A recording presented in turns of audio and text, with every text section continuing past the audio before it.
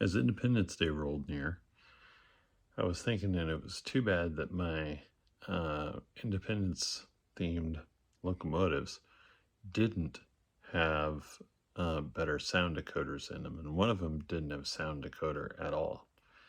That was BN 1776. So I started looking at how I was going to do that. This is an old Atlas locomotive that doesn't have room for a speaker even, but I did manage to change that. So this is an Atlas U30B that was probably made like 15 or 20 years ago. It had a board decoder in it that had an 8-pin plug, or has, I should say. I just took a DH123 Digitrax basic decoder out of it, and I'm thinking about putting a Soundtrax decoder in this thing, and then connecting or putting a Sugar Cube speaker in there. The rear weight, I should have taken a picture before I did this. The rear weight there, I've been filing on it to see if I can get enough room out of it to make the Sugar Cube speaker fit without actually like taking out the entire weight.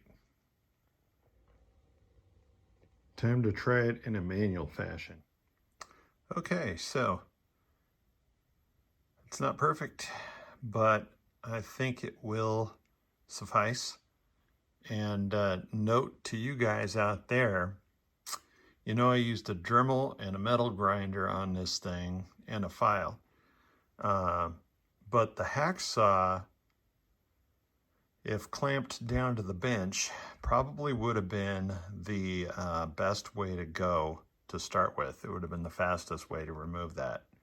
Okay, so I managed to use some, well, I think these are forceps, to grab a hold of the light fixture piece and actually remove it from the cab. Then I found that in fiddling around, I found that the beacon was basically just glued on top of there, and I accidentally popped it off. Okay, whoops. So since it was off, I decided to do a little experiment. Put a beacon, a live beacon in here.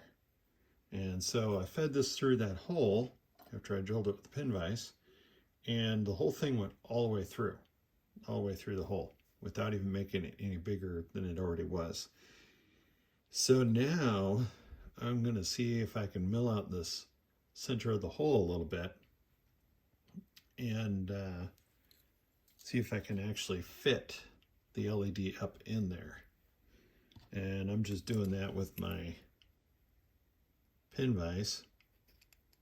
And I might take a 16th inch drill bit that's just a little bit bigger than this and work at it more. Now you'll notice, if you can probably tell I'm doing this at an angle, and that's actually okay right now.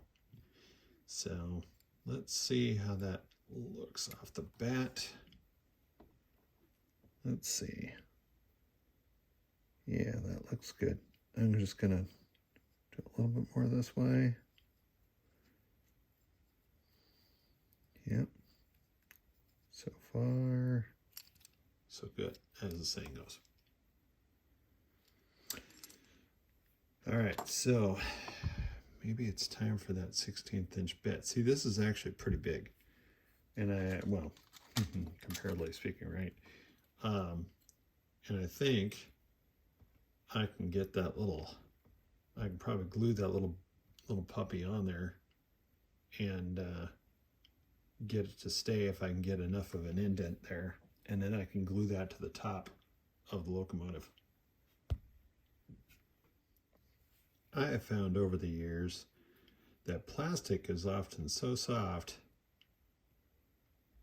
that I can just take a drill bit like this in my hand and sometimes mill out a hole like that.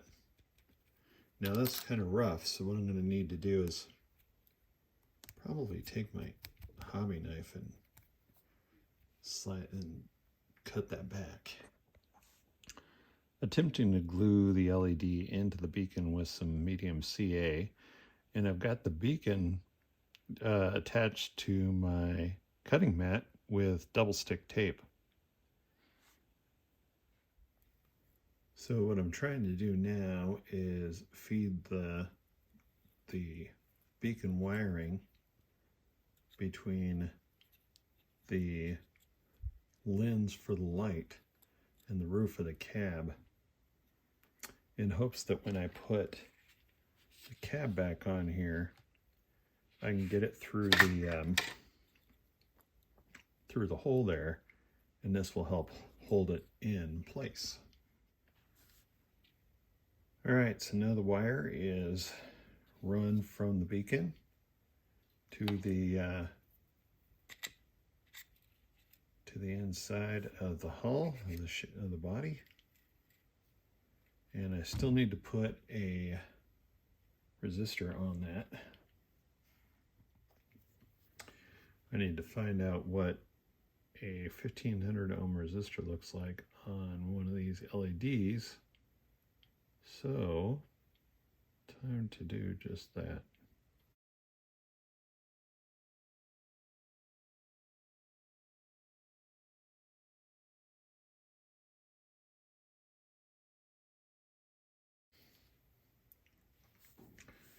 I know I've talked about this before, but I find that, I have one of those third hands. But man, I find sometimes that just taping a piece of wire to the bench seems to work just as well.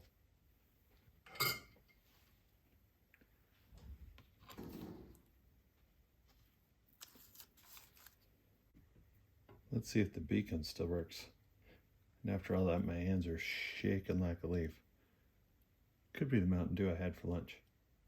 With lunch. There we go. A 1500 kilo ohm resistor, or 1500 ohm resistor. And it's ready to connect to a new decoder. It's finally time to remove the 8-pin board. Not a big fan of these black plastic clips. I find that people who do quite a few installs tend to not like them as well. Might as well stop the video because you guys can't see what I'm doing. I've got the power pickups and the motors all soldered on. I'm about to solder on the LEDs, and then we'll do a quick test. And then it looks like the soldering iron is ready to go, so I'm going to pause this. I stopped in at Eastside Trains and picked up a Tsunami 2 decoder for the locomotive. So that's going to be the electronics for it.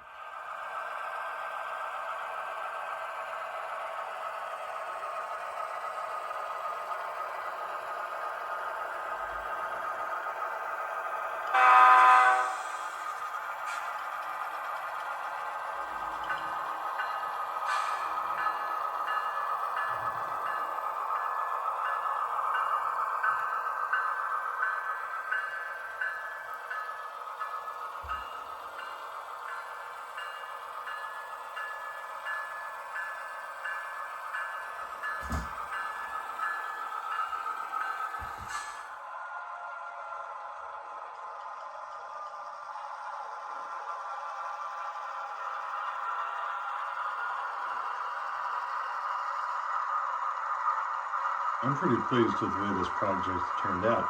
Now if I could find the box, I would have the front and rear handrails and sunshades for it, which I'm pretty sure in the original box.